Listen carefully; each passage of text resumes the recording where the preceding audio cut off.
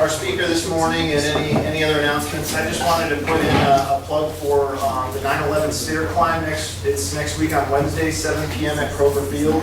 I've never done it. Has anyone ever done it before? They've done it downtown, I think, in Big Blue skyscraper downtown. But anyways, it's $25. The website to sign up if you're interested is up on the board over there. All the money goes to Lexington Fire Department and Police Department. It's in honor, of course, of the 403 first responders that died on 9/11 and about 4,000 people that died on that day. So anyways, shameless plug for that. I'm definitely going to try and do it at 7 o'clock Wednesday at Kroger Field. I think it's a neat venue for it. So thank you.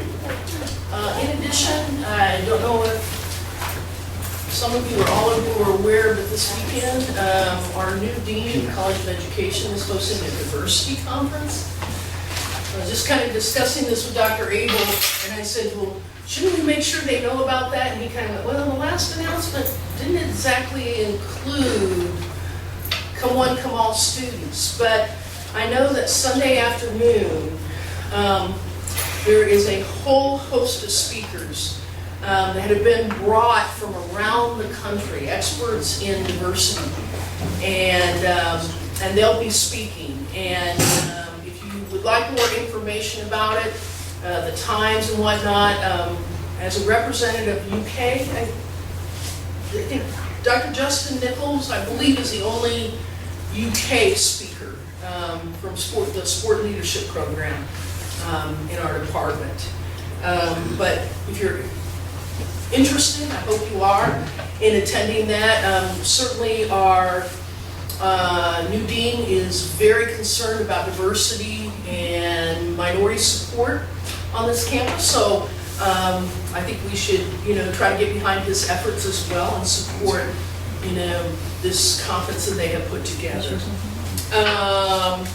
If you are new to the graduate program in exercise science, or if you are a guest, welcome. I think if you're enrolled in the class, you should have received an announcement outlining the dates. I hope your seminar, I hope you'll get those on your calendar. We've got a great lineup of speakers. It will primarily, but not exclusively, be graduate students from our department who will be presenting on various stages of work in their research agenda. So I hope you will all get those on your calendar and come every time. If you don't, there's instructions. Remember, as a graduate student in exercise science and KHP, you are required to enroll in this course every semester for 0 credit. If you present, you get 1 hour of credit for that semester to present, the 1 hour aid. You get a letter grade. Otherwise, with the 0 credit, you get sort of an unsatisfactory or satisfactory grade if you will, or mark. So again, I hope you all attend. Dr. Davidson has been kind enough to allow us to videotape, so this one will be posted to the website, our research exercise science website, so that if you know of anyone who misses today because of class or other obligations, they can review this one and do the write-up for it. Okay? Any questions about that? There's a sign-in sheet going around. I have 2. One is for guests, and if you're a guest, welcome. Please feel free to come anytime. If you'd like to be placed on our listserv, so you automatically get notifications about these about a week or 2 in advance, please let me know. I'll make sure you get on the listserv. Please sign in to either the guest or the class roster. Okay? Are we ready?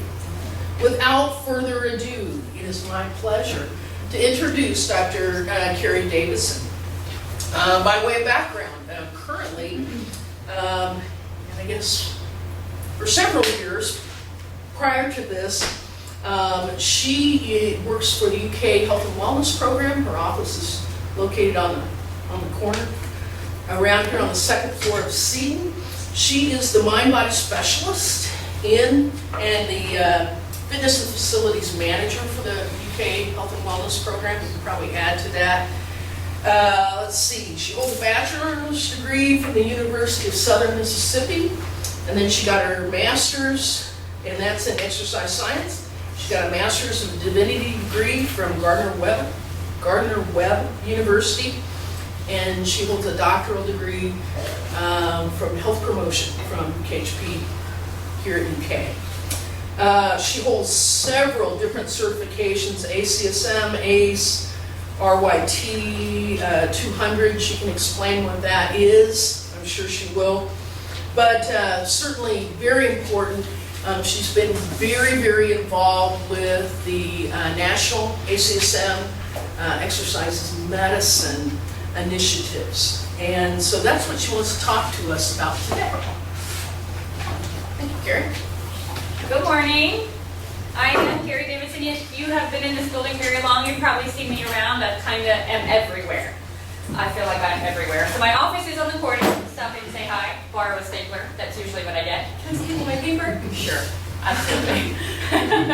You can certainly do that.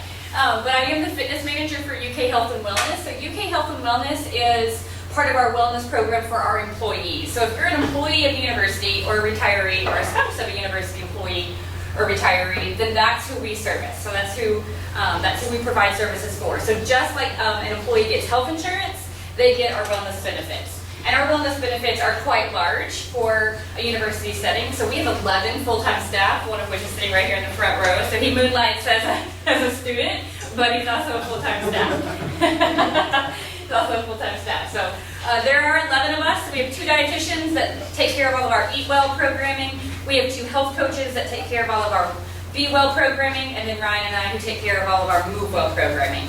We also have 2 wellness specialists on our staff who oversee all of our events, our health screenings, any sort of 5K, chair massage, those kinds of event type things. So we have a data manager, we have a program manager, we have an office person. We have 5 graduate assistants, 1, 2, 3, 4 of which are in this room. So we carry 5 GAs as well. And then we also have I have about 30 part-time staff altogether. So we have a very large group fitness program, so I have about 25 classes a week. I carry part-time instructors there.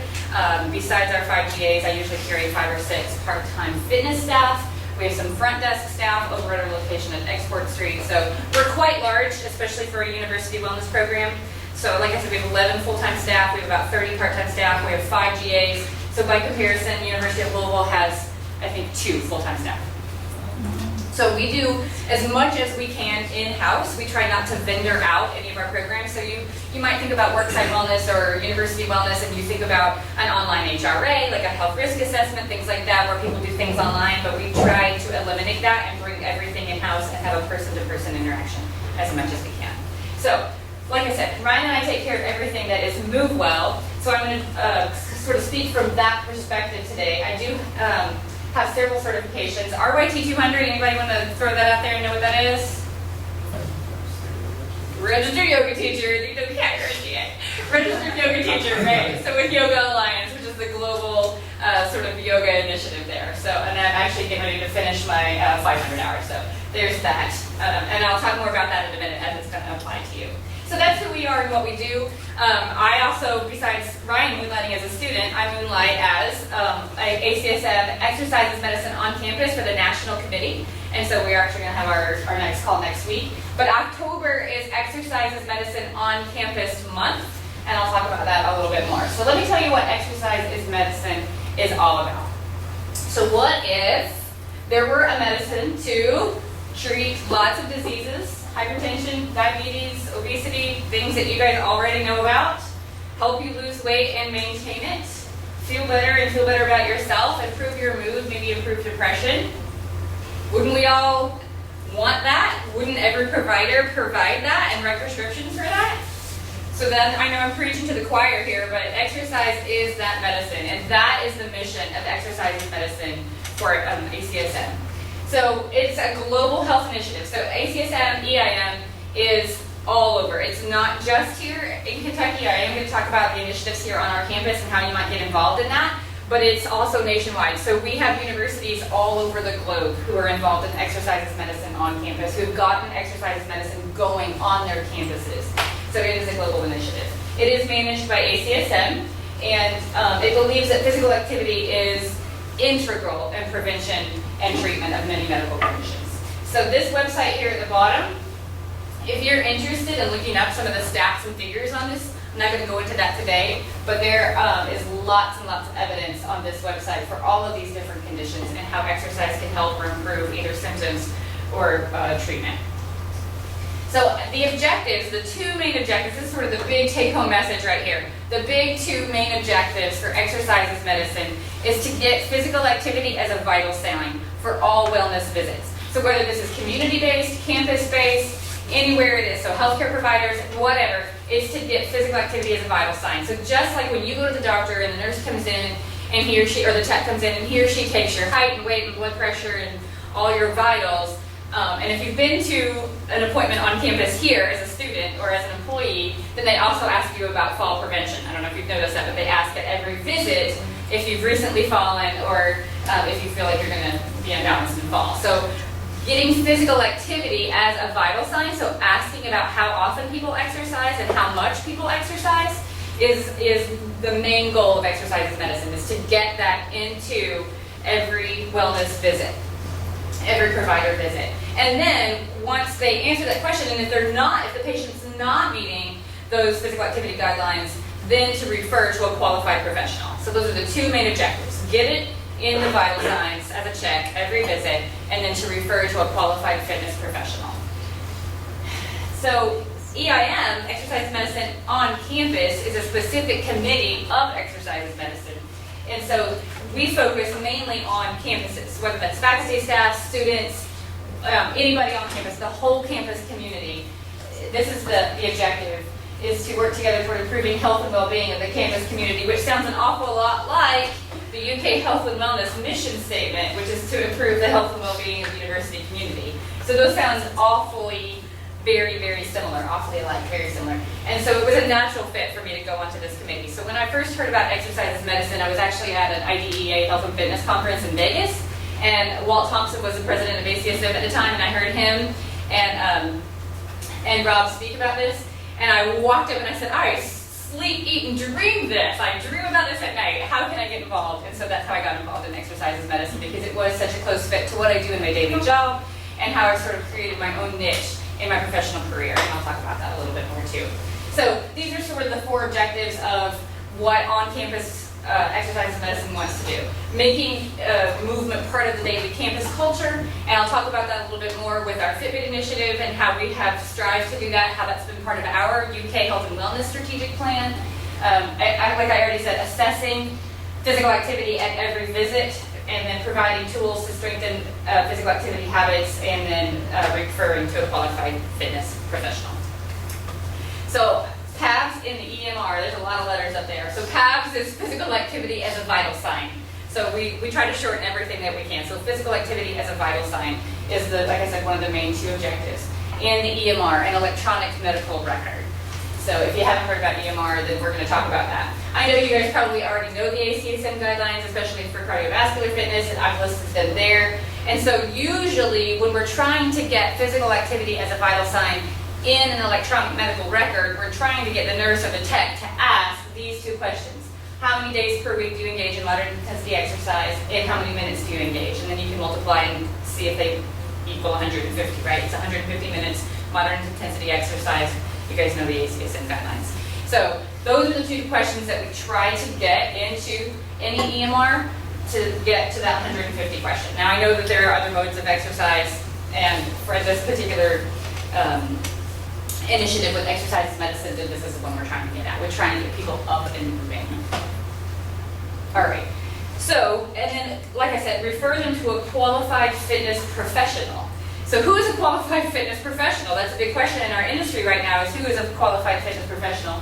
And so there are exercise as medicine credentials that you can hold. So Brian's a level 1 credential, I'm a level 2 credential. You could probably, at where you guys are right now, exempt out of certain of these and go ahead and just pay the fee and take, instead of having to take the test, and go ahead and be a credentialed one. And I can show you how to do that. So there is a directory, that's this bottom. This is the bottom one. Go back. And I'm going to actually open it up and show it to you, because I don't know if Edge will work, but I'm going to go ahead and show it. So you can look yourself up. So if you already hold a national certification, if you're CSCS, if you are ACE, if you are CPT, ACSM, if you are any of those, then you probably are already in this directory and don't even know it.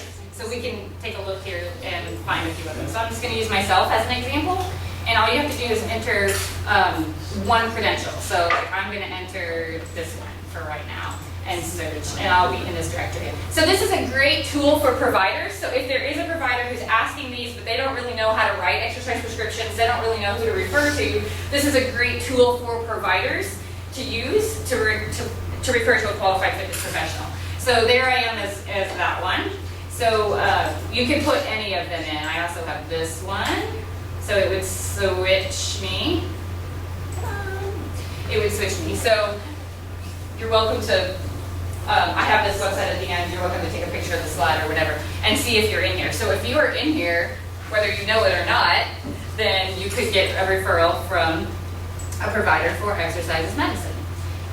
So level 1, level 2, level 3, you can see the credentials there and what they cover. So patients at low to moderate risk who've been cleared, that's a level 1 credential. That's your typical run-of-the-mill UK employee. A level 2 is a low to high risk, so somebody who has a special condition but still has been cleared. for exercise. Again, that's a good number of our UK employees. And the level 3 is more of a medically supervised exercise environment.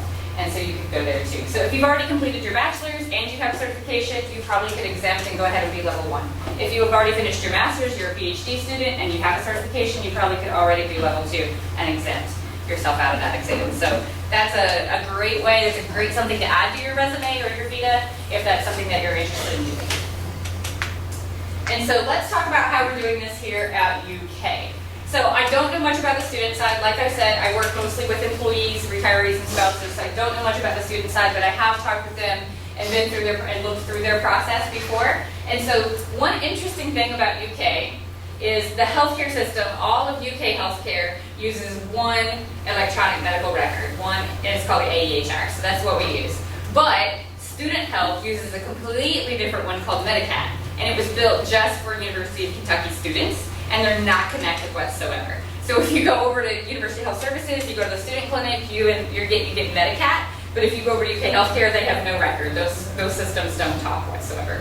So there's two different systems, students and employees, but you could really go to either one. I've been to UHS as an employee because there's an employee clinic there. I get Medicat, but it's not connected to my UK healthcare record. So it's a really interesting dichotomy there. But anyway, so the students already have this in place. They're already asking the physical activity questions as a vital sign if you go to the student clinic, or they're supposed to be. To my knowledge, they are. It's in Medicat for them to ask. And then they refer to the Johnson Center. So if you are a trainer at the Johnson Center, or if you go over to the Johnson Center, then they have this program in place. I'm going to give you the website at the end. I have a whole host of websites I'll give you at the end, but they have this in place. I do know that at the Johnson Center for students that get referred, there is a waiting list. So they may have to wait, which is not ideal. So if you come from a health promotion perspective like I do, that's not ideal. So if they go to the clinic, they get referred, and they're ready to make a change, but then they have to get on this waiting list, there's a little bit of a disconnect there. So there's always ways to process and improve our systems. And I'm going to get to that on the employee side too. So on the employee side of things, this was not in existence until May of this year, and we are conducting a pilot right now. Health and Wellness is conducting a pilot with the Women's Health Clinic over in UK Healthcare, over in Kentucky Clinic. And so it serves two purposes. A CQI is a continuous quality improvement program, and every healthcare clinic is required to have so many CQI programs going. They need to prove their worth, right? That's what we are all doing these days. Just like health and wellness, we have to prove our worth and show our return on investment, or our value return on investment. Clinics have to do the same thing. And so for them, they can show that they are improving the health of their patients with the program that we want to use to intervene, and then we can intervene and improve the health, which is what we want. So it's a win-win for everybody. So we're doing our pilot in 2 phases. The first phase is going to be about 3 months. We're coming up on that 3-month mark right now. And so the phase 1 is out of their wellness visits, so not sick visits, not I have a sore throat and I need to go to the doctor, but just my regular wellness visit, my checkup, my annual exam, things like that, the regular wellness visits. Then they have so many of those a week, usually about 25 a week in that particular clinic. So we're looking at 25 appointments a week. We worked really hard to get the PABS, the physical activity as a vital sign, in the AEHR. And so we had to narrow it down to one question. And this was a really interesting process. You know, it seems pretty easy to go, how many days per week, how many minutes, multiply that out, and it shoots out a number. But there's so many questions that nurse or that tech has to ask at the beginning of an appointment that they don't even want to ask 2 questions. They wanted 1 question. So we're like, yeah, we can work with that. We can do 1 question. So we had to figure out what question we wanted and how we wanted that answer to come out. So we didn't necessarily want a number. We wanted a yes, no, right? Because when the reporting happens and they can toggle, we wanted like a toggle to be able to say, yes, they met it, or no, they didn't, with 1 question. So instead, we asked, do you get, we just ran it all together, 150 minutes of moderate intensity exercise most days of the week. So that kind of is an older ACSM phrase, but that's what we decided to use. And so then we get just a yes, no. And so then we can say there were this many yeses, there were this many no's out of all of these appointments. So 25 wellness appointments a week, we had 15 yeses and 10 no's, or whatever it is. And so that's one place that we can get a data point for this phase 1 of our pilot. The next one was, out of those, say 10 that said, no, I don't get that, then how many of those actually get referred? And so there is a referral, so we actually get into the electronic medical record We had to get switched over to the MC domain so that we could get in there, and then they put it on our orders. So we can go to our work orders, and we can see what physicians or providers have ordered for what patients, and then we can go in and see their history, and see their meds, and see their vitals, and see all their information. And so how many of those 10 that said, no, I don't get that exercise, actually got into that work list, got into that order? And then from there, how many of that actually took action? So then we contact those people, and we say, hey, you've been referred by your provider, this is what exercise medicine is, it's a pilot program, it's free to you, we're gonna train you for free, basically, is what we're gonna do. And then, so how many of those people actually take action? So we've had some people tell us, no, I'm not interested, and we've had some people who just jump right on that train and are ready to go. And then from there, how many of them actually complete our program and go through all of ours? So that's kind of where exercise medicine on a global level is a little bit, you can make it what you want it to be. So there are some schools, there are some campuses who are doing 10 appointments, right? They got a lot of students, they were using it as a lab for students, and the students are taking them through these training sessions basically, and they have 10 appointments. We decided to go with 3 and see where they are, and then do a 3-month follow-up. So that's going to be phase 2 of our pilot, is not just how many appointments, referrals, action, etc., but then outcome measures at that 3-month mark.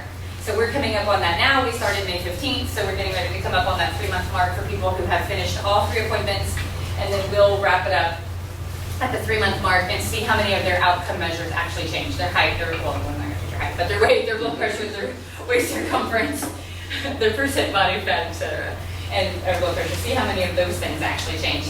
And we'll do it again at the 6-month mark. So we'll have good data points to move forward to say, yeah, this is a worthwhile program. We can take this clinic-wide for all of UK healthcare, or no, not really. It wasn't really worth it. Nobody was really doing it. Our program wasn't effective, in which case then we probably need to tweak our program and try again and start a new pilot. So that's the way that looks. So students, they get referred to the Johnson Center. I think they go through 10 sessions if you're a student who gets referred through Medicat at the Johnson Center for exercise medicine. But for employees right now, we're doing 3. And that seems to be working for us so far. Okay, so exercise medicine on campus. As I said, there are universities all over the globe who implement exercise medicine. So their program may not look just like what I just described. It might not have the same ins and outs, but it will have exercise or physical activity as a vital sign, and it will have a referral system to a qualified healthcare professional or a qualified fitness professional. So 200 campuses around the world are registered. So to be registered, we're going to talk about it in a second, but in order to be registered, you have to have a leadership team. This is our leadership team currently. So you can see that we have 2 open positions for student representatives. So I'm recruiting. So if you are interested, take a business card, email me to be on Exercise Medicine University of Kentucky campus. It's a great way to get involved on your campus. It's a great way to build up your resume or your Vita, and it's a great way to get involved with ACSM National. So definitely put some thought into that, and if you are interested, I can give you some more information about what that looks like. So anyway, our leadership, I'm the advisor for our leadership team. Dr. Kim Kaiser, I don't know if you guys have she's recently been in the news. Anybody heard of Dr. Kim Kaiser? She's a sports medicine physician here, mostly for the teams. Do you know what she just did? Anybody? She just climbed Mount Everest. Yes, she just climbed Mount Everest as sort of an educational thing for herself to see what her athletes go through for different things. Yeah, we can go into that a lot. But anyway, so Dr. Kim Kaiser is our healthcare professional that is on our committee. She was our advisor, but because she's doing things like, sports, athletics, she's a little bit busy. So I've switched roles and I've taken over the advisor, and she's become the healthcare professional. Ryan is our health fitness professional on that committee. And so we are looking for 2 open student positions. He didn't know that till today. By the way, I made sure he get on this committee. I told him before this meeting. But it's something that he does anyway in his regular job. So we were looking for 2 student representatives. Because UK sadly let their registration with National ACSM, we've let that registration lapse. So all we have to do is refill out the form and submit it again now that we have our leadership team back in place. But we do have to have those 2 student positions filled before we can register again. So we're going to re-register and get ourselves registered again, and then we will apply for recognition, and I'll show you that right now. So recognition is, let's skip over there. Well, I'll get to recognition in a second. There are gold, silver, bronze levels of recognition. So I'll hit a slide for it here in just a second. But gold level means that you are doing everything you possibly could do. You've got education, you've got lunch and learns, you've got webinars, you're doing campus community education, you're holding events, and you have physical activity as a vital sign in the AEHR. And you're getting referrals from a provider to a qualified fitness professional. And then the silver level and then the bronze level, so they each sort of take it down a notch. And we'll talk about that too. But we want to get re-registered for University of Kentucky, so if you want to get involved, this is a great way to do it. Okay, so this is the implementation guidebook. This little website right down here is the implementation guidebook for exercise medicine on campus. And it's pages and pages of ideas and things that you can do and ways to get physical activity as a cultural shift on your campus. And so it's all the things that I just talked about. And so what do we do here in University of Kentucky campus? We already do so many things, and I've listed a ton of them here, but this isn't even exhaustive. I've listed all of health and wellness, and I've listed a lot of the campus recreation and wellness, so the student side of things, but there are so many things that I haven't listed that I know are going on out there that are just not sort of official through a department or program. So here at Health and Wellness, I just have listed the Move Well things, so the physical activity things that we do. So we do have our 2 fitness center locations. One is downstairs. We share the downstairs conditioning room, 126. I take care of that facility, but during certain times of the day, that is just an employee facility. And then we have our larger facility over on Export Street. So that's one way that employees can be more physically active. Export Street is open, I feel like, all the time, 5 a.m. to 10 p.m., so all the time. So if they already are exercising, they want to lift, whatever, then it's ready there. We do exercise consults, which is sort of a one-on-one conversation about what should my fitness goals be, or I have a special issue or consideration or condition and I need to talk about that with a fitness professional before I get into some exercise. That can be that. Training sessions, so the GAs here, they do training sessions, just like you think of a training session with our employees. We have, like I said, group fitness classes, about 25 classes a week. They meet all over campus. So it's not like we're the Johnson Center or Alumni Gym where we have a center and there's a group fitness studio and everyone comes there. We are all over the place. So I've got classes at Barker, I've got classes here, I've got classes at Lancaster, I've got classes in the Kentucky clinic. I've got classes all over creation. So we have classes everywhere that people can do. This pilot that I've already talked about, the Fitbit benefit is one way that we have decided to strategically, this is part of our strategic plan, collect physical activity data on our employee population, which our potential eligible population is about 30,000 people, which is quite large. If we include all of the employees and their spouses, all the retirees and all of their spouses, so covered lives on the health plan is about 30,000. And we have sold about, or I should not say sold, but we have subsidized about half of that, a little bit more than half of that for Fitbit benefit. So not only can I collect their physical activity data and I get data points, but then we can also help keep their engagement and their activity up and improve the culture of health on campus. And so that's what we're trying to do. So this is the 3rd time that our Fitbit subsidy has been open, and it's open right now. This will probably be the last time, but it's the 3rd time that our Fitbit subsidy has been open, so it's every 2 years. And then, like I said, we implement step challenges, and we can do engagement things through this. So that's one thing that we do. We're getting ready to change programs from a step challenge to more of a rewards program, so it's more of an ongoing program instead of a time-delimited challenge where we just get people involved at certain times of the year. It's going to be more of an ongoing thing. We used to be hosting a 5K. Last year we just partnered with the Big Blue 3-miler instead of hosting a 5K. And then we do the presentations, we do webinars, we are on Facebook Live, we do have a YouTube channel, we do have different recordings of different topics from all areas of wellness, so that's already happening. How many of you have been to the Starbucks at Kentucky Clinic? Yes, Starbucks, Kentucky Clinic. Oh, come on, you have not been to the Starbucks at Kentucky Clinic. So you guys, there's stairs right there, and have you seen those calorie counters? That was us, that was an initiative that we did. There's like, it's like 0.24. You're not gonna burn that many calories going up the stairs, but the calorie counters on stuff. So environmental cues and triggers is what we're headed for physical activity on campus. Again, changing the culture of health on campus, improving the culture of health on campus.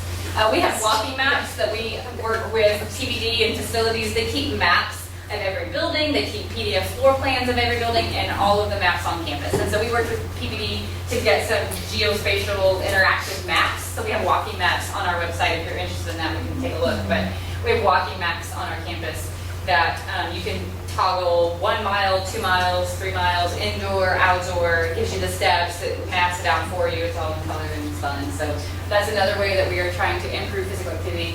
And then treadmill desk workstation guidelines. So this used to have a big popularity that's kind of died down, but several years back we had some folks who were interested in putting in a treadmill desk in their office as a workstation. So a treadmill with a desk over it so they could walk and work at the same time.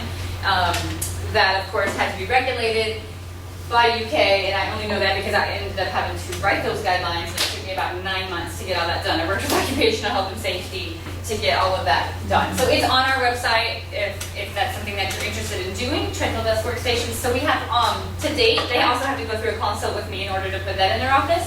So we have about 6 of those on campus that I know of. Right? And then there's a bunch of standing desks. Most everyone has a standing desk now, or at least like the Vera desk that can go up and down. So these are different ways that we at Health and Wellness try to increase physical activity and engage our employees in physical activity. Campus Recreation and Wellness also has several things. They now have 2 locations, Johnson Center and Alumni. They also have group fitness classes in both of their locations. They do personal training as well. You can get involved in any of these things, intramurals, adventure camps, club sports. They do fitness challenges. I know they do weight loss challenges. They have the pool and different programs that go with aquatics. So Campus Recreation is sort of speaking out of my element here, but Campus Recreation and Wellness also has lots of opportunities for students to get involved. And that's a huge initiative on campus. Wildcat Wellbeing has come down from President Capilouto, and that is a huge initiative on campus, and it involves about 200 different departments. So like I said, I've only listed 2 departments programming here and just the physical activity stuff. So there is way more out there than what I'm listing here. I just wanted to give you a glimpse of what we're doing for physical activity on campus here at the University of Kentucky.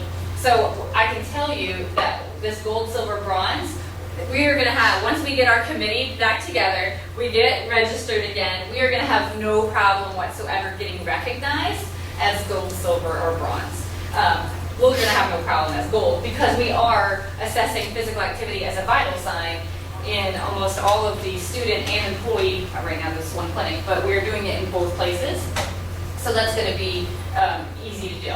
We already have education for students, education for employees. We are already offering the personal training or fitness counseling.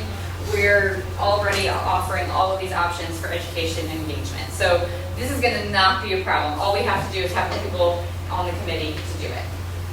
So there's that. All right, so how can you get involved? Let's talk about how you can get involved here, but also how you can get involved globally, or nationally, I should say, with ACSM. So first of all, get certified. Whatever your niche is, whether it's group fitness or personal training or CSCS or whatever it is, get certified in your area. That's the first step that you need to do. Not only is it going to help you in your career forever and long term, but it's also going to help you to build other credentials onto your resume or your vita. So get certified, whatever that looks like for you. And then, once you are, I showed you the website where you can check and see if your name is in there. I'm guessing that if you're certified, you're in there. Then you can probably exempt out of the exam for one of those EIN credentials. So even if it's a level 1, that's another thing to add to your list of certifications to your resume. So get certified, and it'd be easy to then to multiply that. Join our exercise medicine on campus committee. So I already have given you a taste of what that's going to look like. This is going to be our first agenda. When we have our first meeting, we're going to register again. We're going to apply for recognition. We're going to try to collaborate and gather all of these different physical activity venues and physical activity opportunities that are happening on campus, so we sort of have a good idea of where all these things are happening. So then we can spread the word, right? We can use social media, and we can already just take what's happening and push it out there even further, so even more people can be involved, even more people can be physically active. And then attend Summit. Health and Fitness Summit is coming up in March, and I believe it's in Atlanta. So the Health and Fitness Summit is coming up, and that one is more, you're going to actually go through classes and learn technique, whereas National Meeting is more businessy, more lecture, more colloquially and kind of thing. So go to a summit, go to a national meeting. But how you can get involved more globally, you can join your regional chapter. So I know that Dr. Placey is very heavily involved in Southeast ACSM, and their meeting's coming up also in Jacksonville. So they're always in a good, fun place that you can go for the regional chapter meeting. Attend Summit, Publish your research. So whether you're a master's student or you're just helping volunteer on some other research opportunities, make sure your name gets in there and volunteer to do those sorts of things. Publish and then volunteer on committees, volunteer with some of these initiatives that are on campus for physical activity. And then there are lots of committees for National ACSM. It's not just exercise as medicine, that's just the one that I'm passionate about and the one that I'm on and the one that I'm talking about today. But there are lots of committees for ACSM, and most all of them take a student representative or two. We take two. We take an undergraduate and a graduate student representative on our committee. So if that's something that you're interested in, you want to be involved in, there are lots of opportunities that affords you later on. And Dr. Placey and Dr. Abel will probably been involved with ACSM a lot longer than me, can tell you some of those things. So get involved nationally, get involved locally. Your regional chapter right here on your campus, there are opportunities in all of those places to do that. So here are some resources that I wanted to show you. You're welcome to take a picture of this slide if this is something that you think you want to do or something you think you want to be involved in.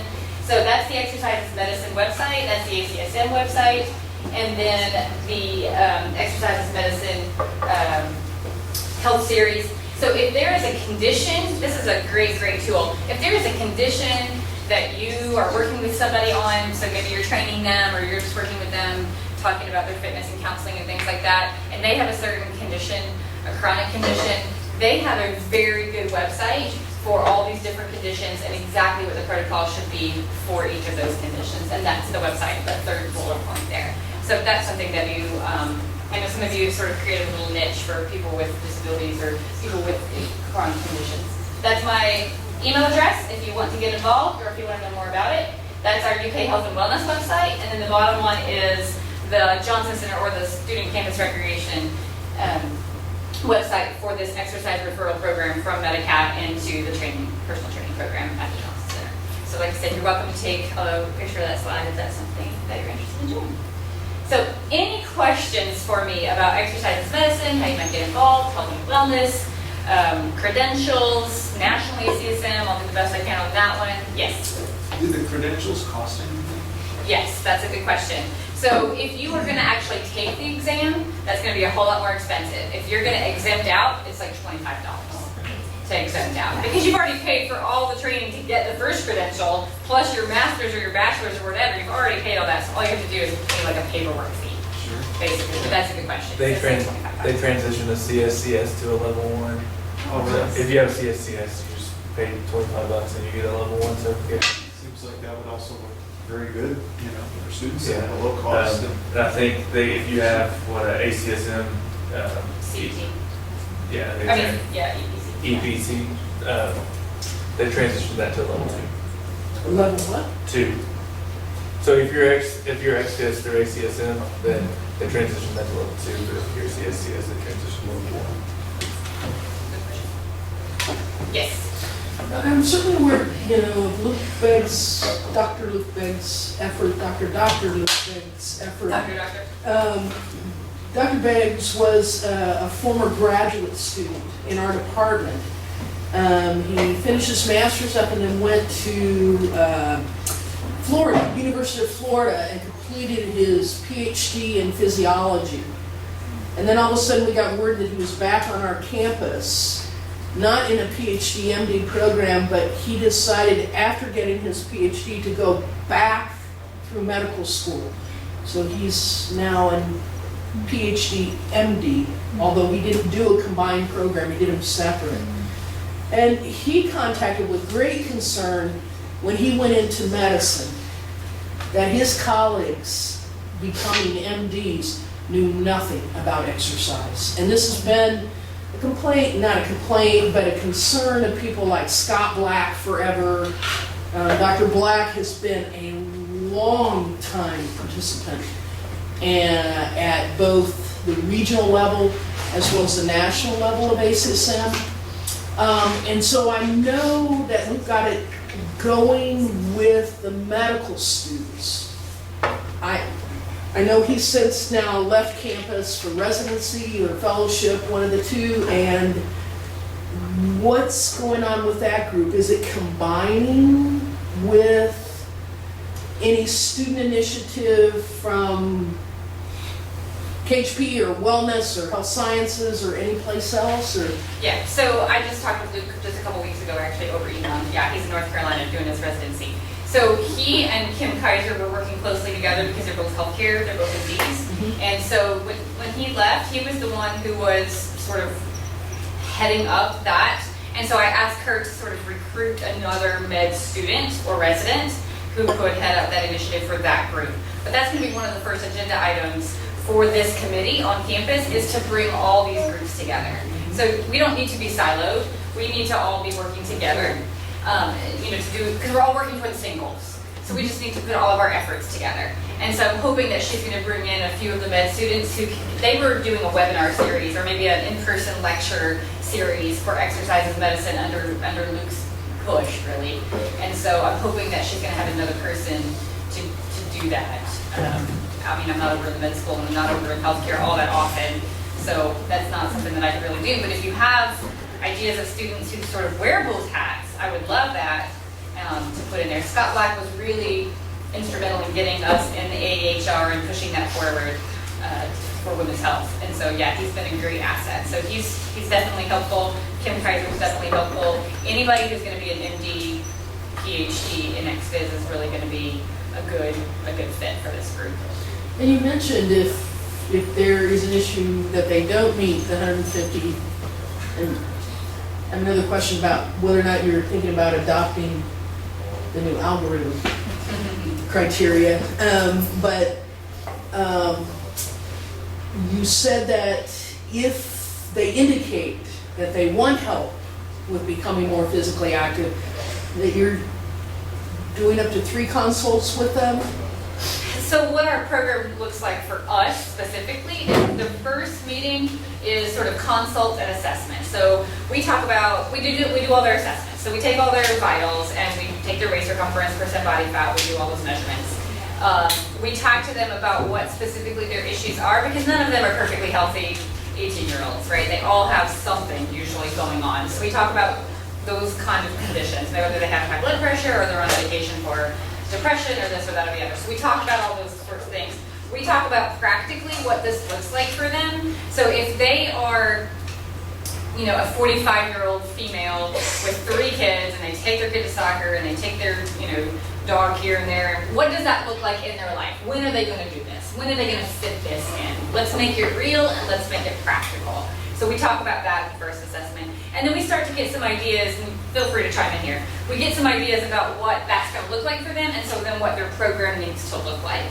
Then the second one is really like we're in workout clothes, we're in the gym, and we are implementing this, and we are talking about form and technique, and we're going over some of these things and really checking in with their heart rate and different things as they exercise. And then the third one is more of like, let's make sure this is stuck and that you know what you're doing and see if you can go through it without guidance so much or coaching so much from me. And so that you can take this on for the next 3 months, because our next appointment is not going to be for 3 months. Yours might look a little different. No, that's pretty much standard. That's pretty much our standard protocol. But like I said, the Johnson Center, I know they do 10 sessions, so it's more like a training session where give me 5 more.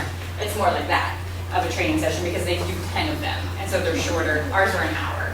Does that answer your question? I just wonder, with the 3 offered, are you being overwhelmed? A little bit, yeah. Especially now that Ryan's on maternity leave, I'm a little overwhelmed. Could we possibly talk, well, you and I Yes. can talk about I know where you're headed. Yes. 600, Yep. Yeah. or students that, beyond that, Yep. that course, Yep. Let's get them that would credentialed. like to get involved? Yeah. Let's do it. Let's get them credentialed and let's get them in there and get them some practical experience. Yeah, absolutely. I know where you're headed with that. I like it.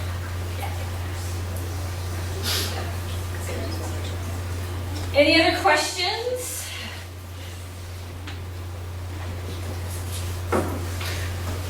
Thank you so much.